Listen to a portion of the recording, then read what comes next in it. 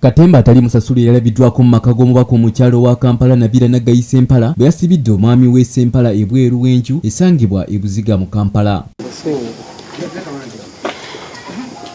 Katemba ono yabadde wakawungezi k'olunaku lw'eggulo oluvannyuma lwa Nabirah yali yava mu maka ago okusala olukujjukujju n'ayingira mu nnyumba amangu ddala n'akyusizaawo n'abakuumi saako okubawa ebiragiro ebipya obutakkiriza mwami we Sempala okwesolozza mu maka gano saako n'ab'eŋŋanda ze obutalinnya kikere mu maka gano.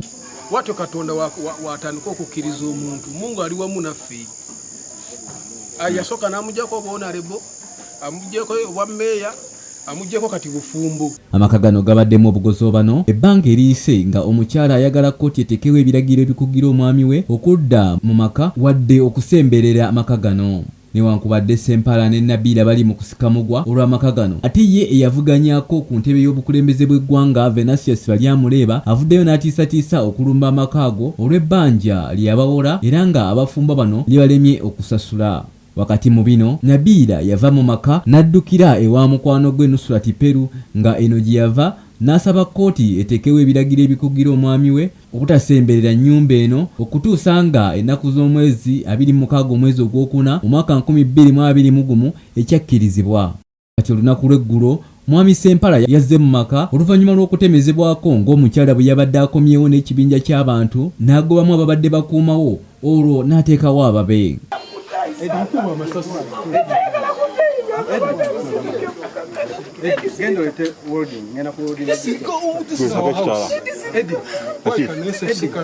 Y'omwami ng'awerekerwako ab'amawulire n'abasirikale ba poliisi yakonkomalidde ku luggi nga yakanze kukonkona nga buteerere ekyamuwalirizza okuwalampa olukomera agwe mu nda.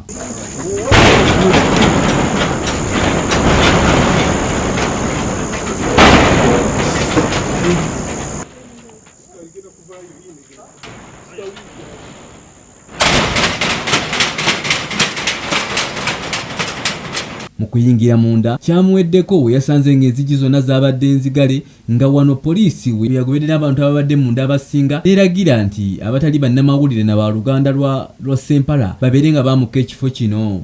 Wakati mu mbeera eno n'omukulu Sempala nnyini maka gano yatuuse n'okwoza ku mmunye olw'ebigenda mu maaso.